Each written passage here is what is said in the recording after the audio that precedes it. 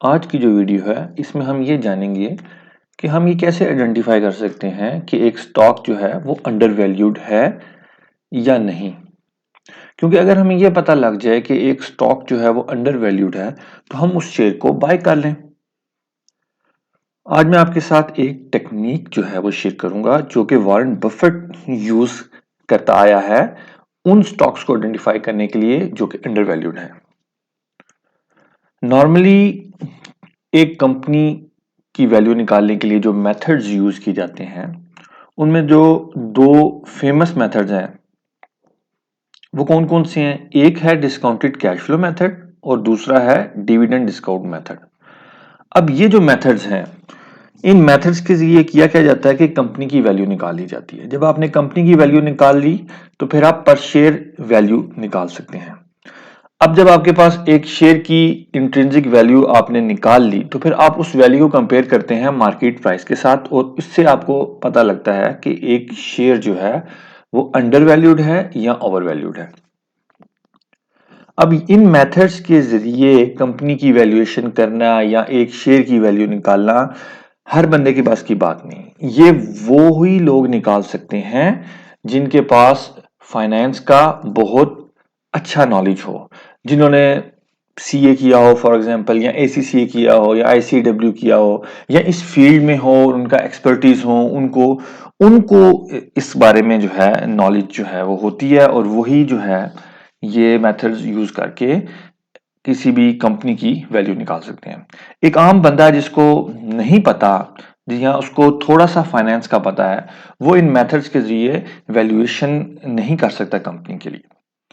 तो Warren Buffett ने क्या किया, वॉरेन बफेट जो है उसने एक ऐसी टेक्निक यूज की जिसके जरिए वो मुख्तलिफ स्टॉक्स को पिक एंड चूज करता था और आइडेंटिफाई कर लेता था एक शॉर्टकट से कि बजाय इसके कि वो इन मेथड्स के जरिए एक लंबी कैलकुलेशंस की जाएं उसके बाद जाके वैल्यू निकले और फिर आप आइडेंटिफाई कर सकें कि ये स्टॉक ओवर वैल्यूड है या अंडर वैल्यूड है।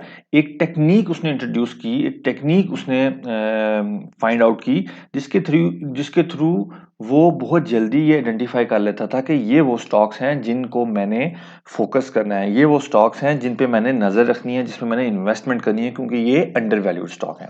आज हम उस टेक्निक की बात करेंगे। उस टेक्निक के थ्रू जब ये वीडियो खत्म होगी तो आप सब लोग इस काबिल हो चुके होंगे कि आपको ये जानने में कि एक स्टॉक अंडर वैल्यूड है या नहीं ये आपको पता लग जाएगा। वॉरेन बफेट ने जो टेक्निक यूज की उस टेक्निक को यूज करने के लिए उसने दो रेशियोज का इस्तेमाल किया।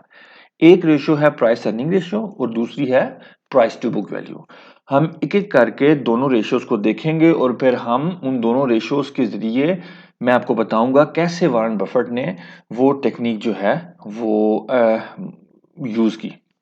सबसे पहले अगर हम बात करें प्राइस अर्निंग रेशियो की, प्राइस अर्निंग रेशियो क्या होती है आप में से बहुत सारे लोगों को पता भी होगा, लेकिन आम लफ्जों में अगर बात की जाए तो प्राइस अर्निंग रेशियो ये होती है कि आप जो कंपनी में इन्वेस्ट कर रहे हैं उस इन्वेस्टमेंट के बदले आपको कितना रिटर्न जो है वो मिलना है, कितना आप एक्सपेक्ट कर रहे हैं कि आपको आपकी इन्वेस्टमेंट के बदले आपको मिलेगा।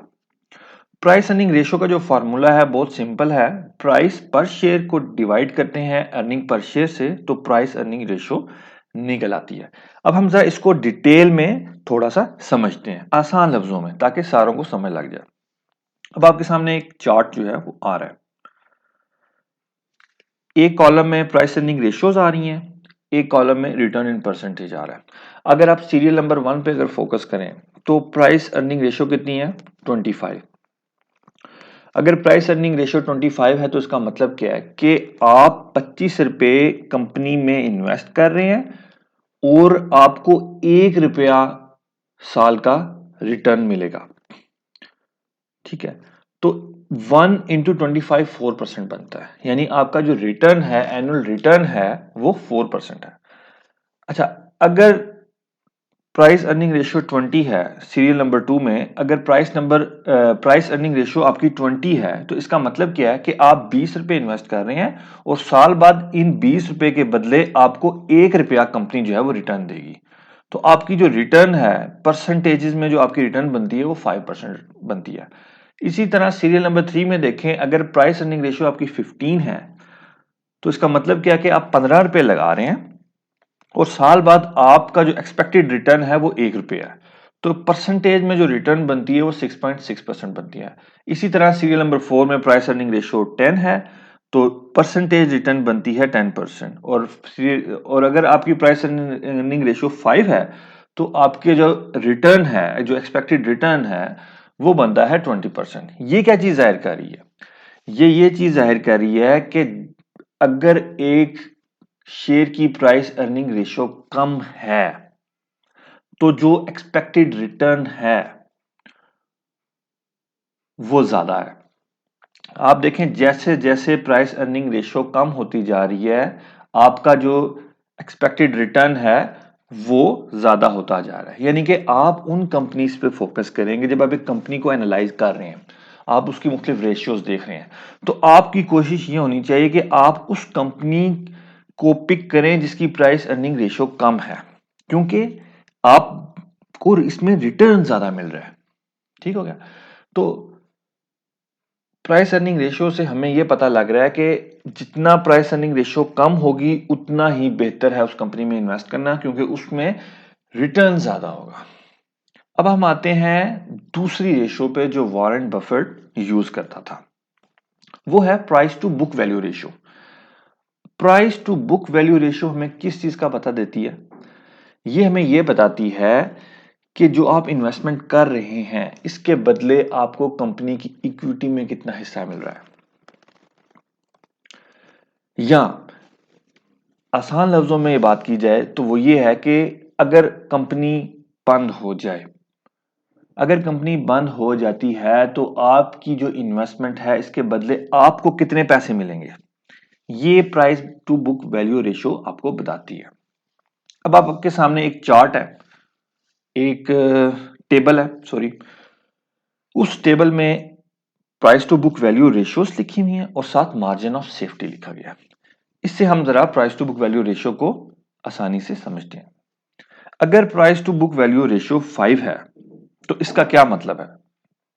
सीरियल नंबर 1 में price to book value ratio जो है वो 5 है, तो इसका मतलब क्या है? इसका मतलब ये है कि आपने 5 रुपए इन्वेस्ट किए हुए हैं और इन 5 रुपए की इन्वेस्टमेंट के बदले आपका इक्विटी में 1 रुपए का हिस्सा है। मतलब कि अगर आज कंपनी बंद हो जाती है तो आपकी 5 रुपए की इन्वेस्टमेंट के बदले कंपनी आपको 1 रुपया वापस करेगी।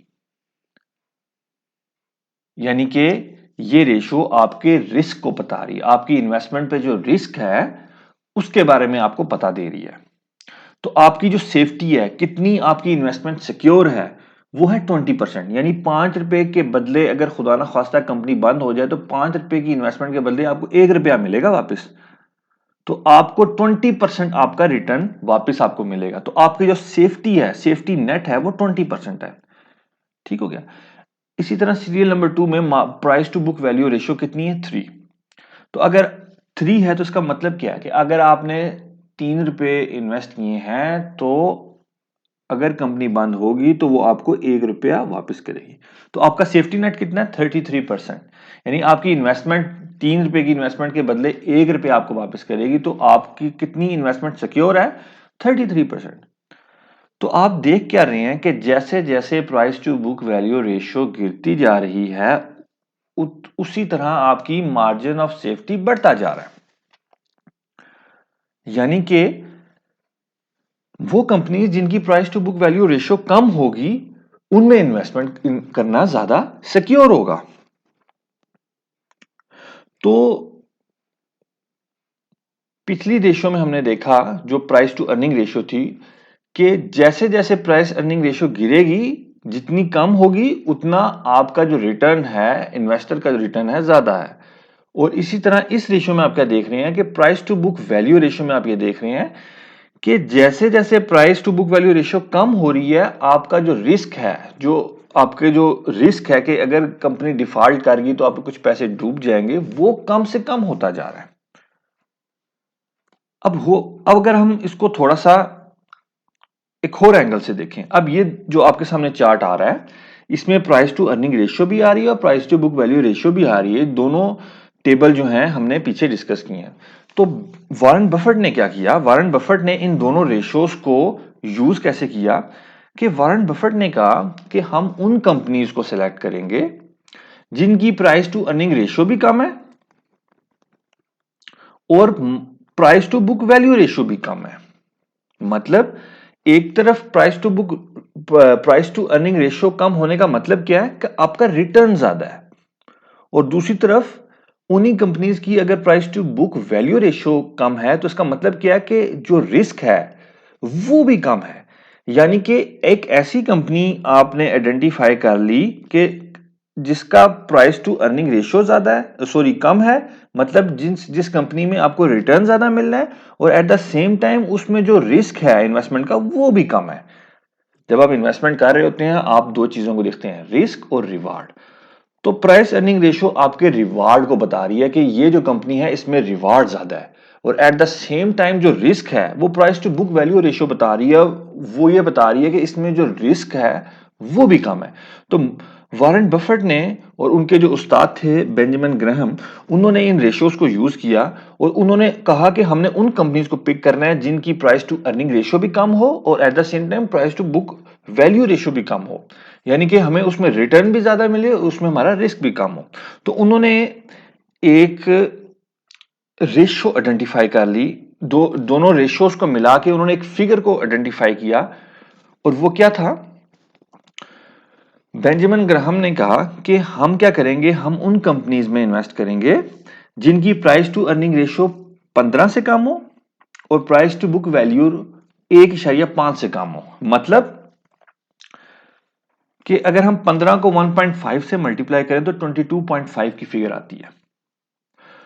तो बेंजामिन ग्राहम और Warren Buffett came to conclusion कि हमने उस कंपनी में इन्वेस्ट करना है कि जिसमें प्राइस टू अर्निंग रेशियो को अगर हम मल्टीप्लाई करें price to book value ratio से तो जो फिगर आए वो 22.5 से कम आए। अगर price to earning ratio multiply by price to book value ratio of a company is less than 22.5, तो इट मींस कि वो कंपनी जो है वो अंडर वैल्यूड है। इट मींस कि ये वो कंपनी है जिसमें इन्वेस्ट करना चाहिए। ये एक बहुत जबरदस्त किस्म की टेक्निक वॉरेन बफेट ने दी जो कि आपके साथ किसी ने भी शेयर नहीं की होगी। तो उम्मीद है आपको इस टेक्निक के थ्रू ये समझने में मदद मिली होगी कि आपने कैसे एक कंपनी को एनालाइज करना है और कैसे आप एक अंडर वैल्यूड स्टॉक को आइडेंटिफाई कर सकते हैं without having too much knowledge of finance. तो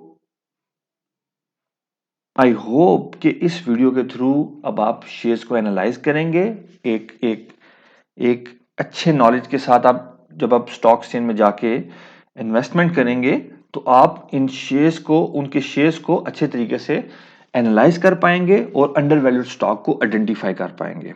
अगर आप में से किसी ने कोई अंडर वैल्यूड स्टॉक आइडेंटिफाई किया है इस वीडियो को देख के तो नीचे कमेंट करके जरूर बताइएगा। अपनी दुआ में याद रखिएगा। अगली वीडियो तक के लिए मेरी तरफ से खुदा हाफिज, फी अमानिल्लाह।